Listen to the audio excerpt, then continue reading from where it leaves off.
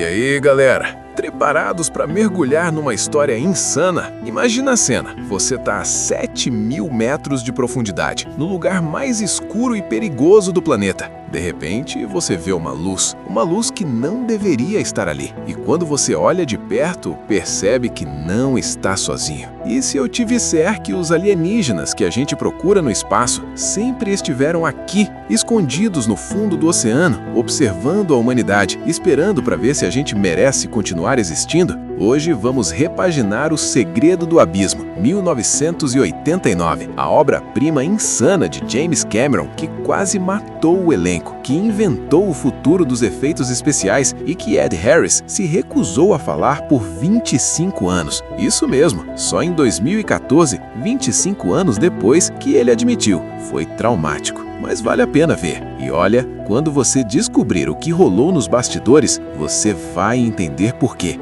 Então bora, segura firme porque essa história é de arrepiar. Tudo começa nas profundezas do Oceano Atlântico em plena Guerra Fria. O submarino nuclear americano USS Montana está em patrulha de rotina. 156 tripulantes a bordo, tecnologia de ponta, o orgulho da Marinha Americana. Só que aí acontece algo. O sonar detecta uma anomalia, uma presença estranha. O capitão olha pelo periscópio e vê uma luz se aproximando, mas não é uma luz comum, é alienígena, pulsante, hipnotizante. O submarino tenta manobrar, mas essa coisa é rápida demais. Crash! O Montana colide com o abismo e começa a afundar. Água entrando por todos os lados, alarmes tocando, homens gritando. 156 almas perdidas nas profundezas. E cara, isso não é só uma tragédia, é uma crise internacional, porque aquele submarino carrega ogivas nucleares. Se cair nas mãos erradas, Terceira Guerra Mundial. O governo americano entra em pânico total.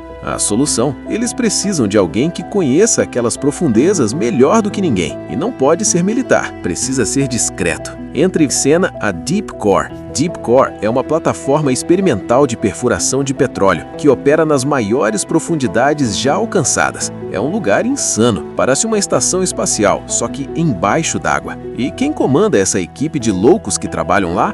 Bud Brigman, interpretado pelo lendário Ed Harris. Bud é aquele cara, sabe? Trabalhador, competente, teimoso pra caramba e que tá passando pelo divórcio mais tenso da vida dele. E adivinha quem é a ex-esposa? Lindsay Brigman, Mary Elizabeth Mastrantonio, a engenheira genial que projetou a Deep Core. Ela é brilhante, ela é determinada e ela e Bud não se suportam mais. Então você já imagina, colocar esses dois para trabalhar juntos a quilômetros de profundidade sem escapatória? Bomba relógio, meu amigo. Mas espera que piora. O governo manda junto uma equipe de Navy SEALs comandada pelo Tenente Coffee, Michael Biehn fazendo um dos vilões mais assustadores do cinema. Coffee é aquele militar rígido, paranoico, que claramente está escondendo alguma coisa. A equipe da Deep Core olha para esses caras armados até os dentes e pensa: cara, isso aqui vai dar muito errado. E olha, antes de continuar, preciso te contar um detalhe crucial sobre as filmagens. Sabe onde eles gravaram esse filme? Numa usina nuclear desativada na Carolina do Sul. Isso mesmo, eles encheram o tanque de contenção nuclear com água, um tanque de 40 pés de profundidade, e filmaram ali por meses. Ah, e a água estava a 15 graus Celsius, gelada. Ed Harris, Mary Elizabeth, os atores, passavam 12 horas por dia submersos nessa água congelante. Agora você começa a entender porque Ed Harris não queria nem lembrar desse filme, né? Mas isso é só o começo da loucura dos bastidores. Bud, Lindsay e a equipe de SEALs descem até o submarino afundado. A tensão já tá no talo. Coffee tá agindo de forma estranha. Bud e Lindsay não param de se provocar e todo mundo sente que tem algo muito errado naquele lugar. Eles chegam nos destroços do Montana. É uma visão aterrorizante. Corpos flutuando, metal retorcido, um túmulo de assasso. Mas aí Lindsay vê algo, uma luz se movendo na escuridão. Algo vivo. Ela se aproxima e, cara, é uma criatura feita de água, translúcida, brilhante, com tentáculos que parecem feitos de luz líquida. A criatura se aproxima dela, curiosa. Ela estende a mão e a criatura imita o gesto dela. É inteligente, é pacífica, é alienígena. Lindsay fica completamente fascinada. Ela chama a criatura de NTI, Inteligência Não Terrestre. E olha, preciso te contar um bagulho insano sobre essa criatura. Esse pseudópode de água que você vê na tela, aquela água tomando forma, criando um rosto, levou 6 meses para a ILM, Industrial Light and Magic, criar apenas 75 segundos. 6 meses para 75 segundos. Por quê? Porque em 1989 isso era tecnicamente impossível. Não existia software que fizesse isso. A ILM teve que inventar do zero. E sabe qual foi o resultado? Essa tecnologia que criaram aqui foi a base direta para o T-1000 de metal líquido em Exterminador 2, toda a água CGI do Titanic, a bioluminescência dos Na'vi em Avatar. James Cameron literalmente inventou o futuro dos efeitos visuais nesse filme. Mas voltando para a história, Lindsay tenta mostrar a criatura para os outros, mas ela desaparece. Ninguém acredita nela. Bud acha que ela está delirando por causa da pressão. Enquanto isso, o Tenente Coffee começa a apresentar sintomas de narcose de nitrogênio, também conhecida como Rapture of the Deep, ou psicose de alta pressão. É uma condição que faz mergulhadores ficarem paranoicos, agressivos e irracionais. E Coffee já era meio doido antes. Agora, ele está perigoso. Ele revela o verdadeiro plano da missão. Não é só recuperar o submarino, é pegar as ogivas nucleares e, se encontrar esses alienígenas, explodir eles também. Enquanto isso, a tensão entre Bud e Lindsay finalmente explode. Eles brigam feio, gritam, choram, jogam tudo na cara um do outro. Quem abandonou quem escolheu trabalho ao invés do casamento, toda a dor guardada. É intenso, é real, é de partir o coração. Mas aí, bam! Um furacão se forma na superfície. As ondas começam a bater violentamente na plataforma de apoio. Os cabos que prendem a Deep Core começam a quebrar. A equipe no fundo do mar percebe tarde demais. Crack, crack, crack. Todos os cabos se rompem de uma vez. E a Deep Core começa a despencar no abismo. 200 metros de queda livre. Todo mundo sendo jogado para todos os lados. Equipamentos voando. Gritos. Caos. Total. A plataforma finalmente para, presa na beirada de um abismo de 6.000 metros. Se aquilo deslizar mais um pouquinho, é morte certa para todo mundo. Eles estão isolados, sem comunicação com a superfície, sem resgate. E olha, aqui eu preciso te contar o que estava acontecendo nos bastidores nessa época de filmagem. James Cameron é obcecado por perfeição, certo? Ele estava tão viciado em fazer tudo realista que ficava submerso no tanque sem equipamento de segurança adequado só para poder dirigir as cenas mais de perto.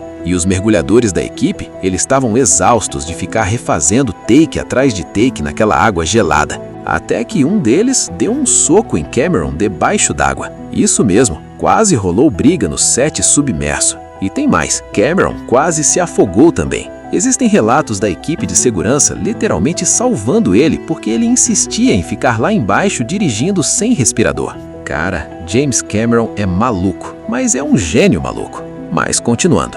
Agora a equipe está presa no fundo do mar e as criaturas alienígenas começam a aparecer com mais frequência. Elas criam formas de água, imitam rostos, testam a tripulação. São claramente pacíficas, curiosas, elas só querem observar. Mas Coffee tá enlouquecido. Para ele, alienígena é inimigo. Ponto final. Ele rouba uma ogiva nuclear da equipe e decide levar até a fenda do abismo para explodir tudo. A cidade alienígena, as criaturas, tudo.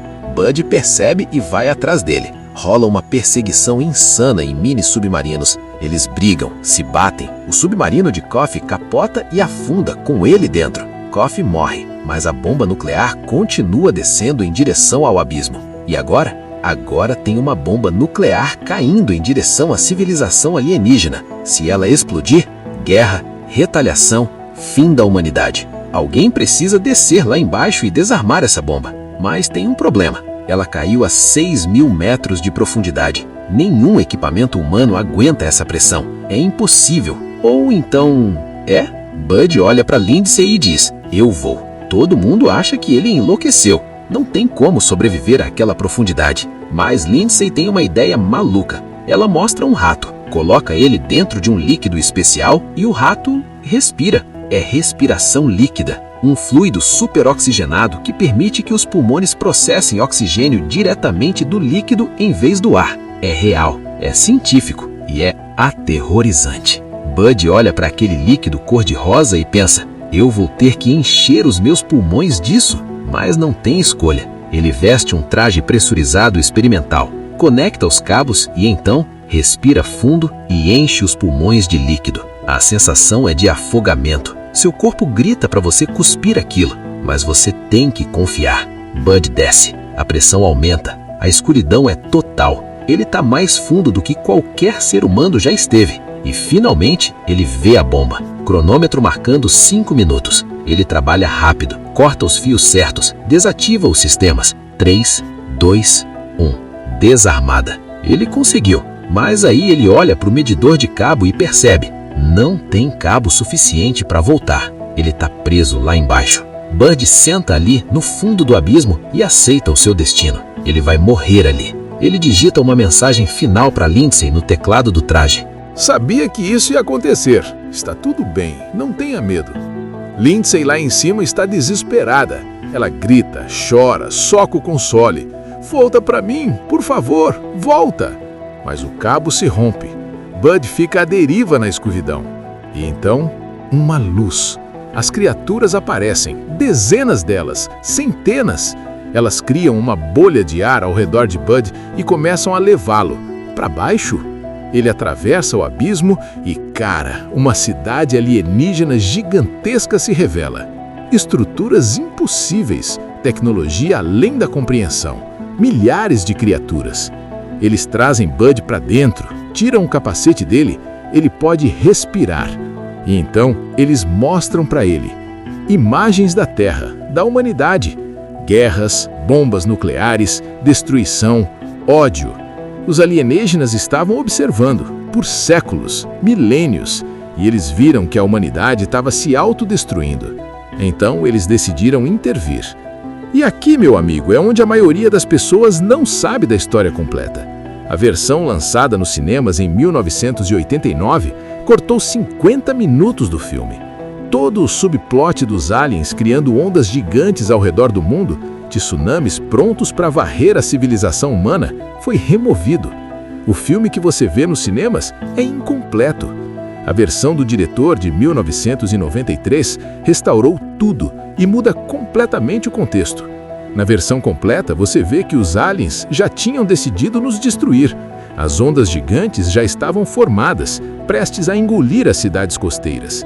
Eles iam nos exterminar. Mas então eles viram algo: o sacrifício de Bud, Lindsay chorando por ele, amor verdadeiro, esperança, e aquilo mudou tudo.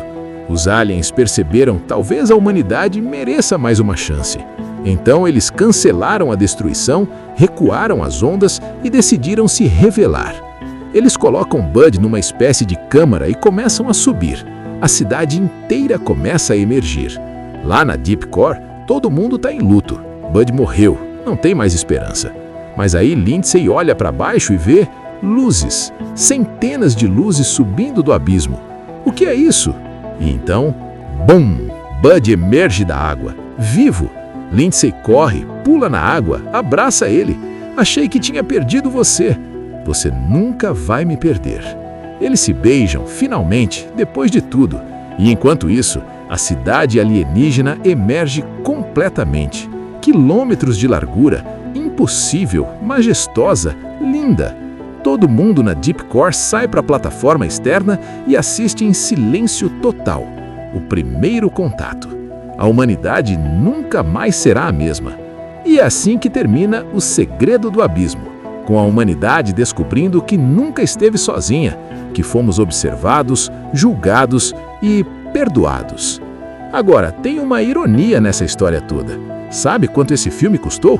70 milhões de dólares. Sabe quanto arrecadou?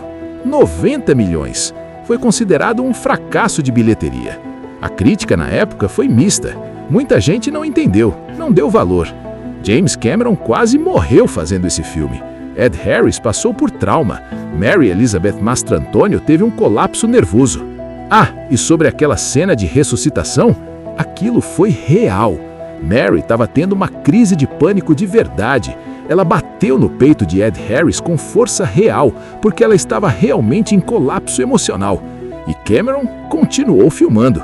Quando a cena terminou, Mary saiu do set chorando e se recusou a continuar o dia de filmagem. Ed Harris disse anos depois que aquilo foi traumático demais. Mas sabe o que aconteceu com o tempo? O filme virou cult absoluto. Hoje é considerada uma das obras-primas da ficção científica dos anos 80. Influenciou tudo o que veio depois. E James Cameron provou mais uma vez que ele estava certo. Ele sofreu, a equipe sofreu, mas criaram algo eterno. Se você nunca viu O Segredo do Abismo, precisa ver. E olha, procura pela versão do diretor, sério, é muito superior, muda tudo. E aí, curtiu essa história? Então se inscreve no canal, ativa o sininho, deixa aquele like maroto e me conta aqui nos comentários qual filme clássico você quer ver repaginado no próximo episódio. Valeu demais, galera! Até a próxima!